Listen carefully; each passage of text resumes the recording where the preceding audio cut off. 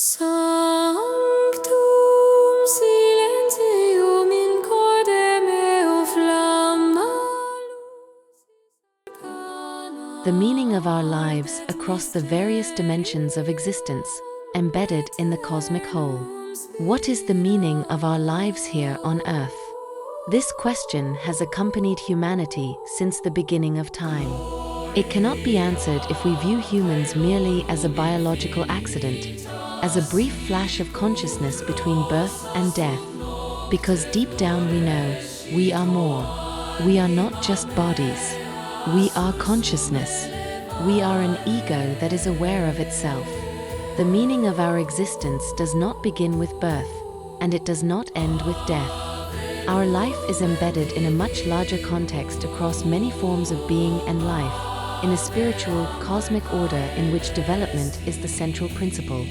We do not come from nothing by chance. We come from a spiritual reality, from consciousness, and we do not return to nothingness. We move on to greater maturity, greater freedom, greater love. Life on Earth is a stage in this process, a space for learning, a school of consciousness. In the material world, we experience something that is not possible in purely spiritual forms of existence: limitation, resistance, time, transience. And it is precisely this that gives rise to development. Here we learn to take responsibility, to experience the consequences of our thoughts, feelings, and actions. Here, mere knowledge becomes lived wisdom. Human beings are spiritual beings on a journey through time and matter. Death is not a failure, a crash, or a judgment. It is a transition, a homecoming to another form of being. Consciousness remains intact. The self remains intact. Humans shed their bodies like tools or rented vehicles that were necessary for this learning phase, and enter a world that is not foreign, but more familiar than we often suspect. Near-death experiences, end-of-life care, encounters with the deceased. All of these point in the same direction. Consciousness survives death. Thinking, remembering, and feeling continue. And human beings are not alone. They are embedded in a spiritual community, accompanied, supported, and guided in this world. This is also known as our spiritual team. This includes guardian angels and spirit guides who stand by our side with advice. So that advice becomes action. We can and may turn to them lovingly. What name we give it is not important. After death, there is no punitive judgment from outside. There is realization. People encounter themselves. They recognize what they have made of their lives, not to be judged but to mature. What we have called love remains. What we have developed in terms of responsibility remains. What we have lived in terms of inner truth remains. Possessions, status, power, all of that falls away. What remains is what we have become. And that is precisely where the deeper meaning of our lives lies.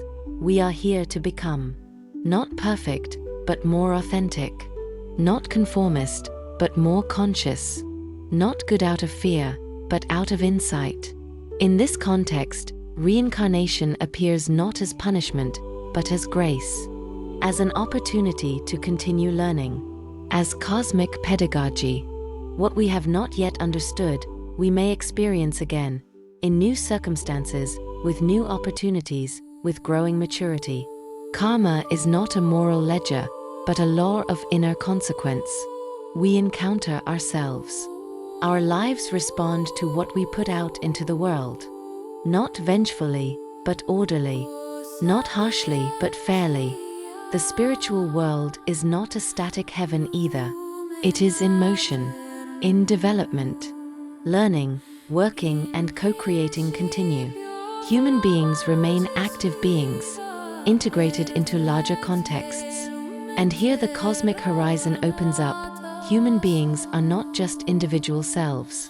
They are part of humanity. And humanity itself is a developing organism. The meaning of our lives, therefore, extends beyond personal happiness. We bear responsibility for the whole. for our fellow human beings, for nature, for the earth, for the future. Personal happiness, joy, and serenity are therefore the consequence of living up to our responsibility. Human beings, as hybrid beings, stand between worlds, with one foot in the material world, with one foot in the spiritual world.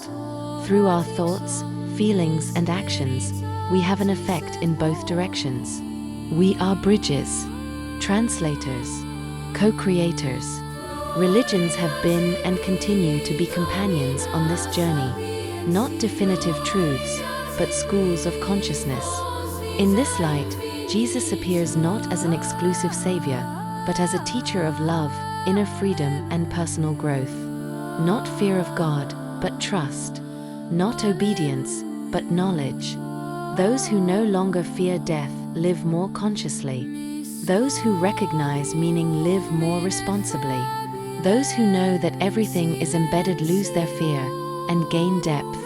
The meaning of our life is development in love and freedom, not just once, but across many stages of life. Not in isolation, but cosmically connected.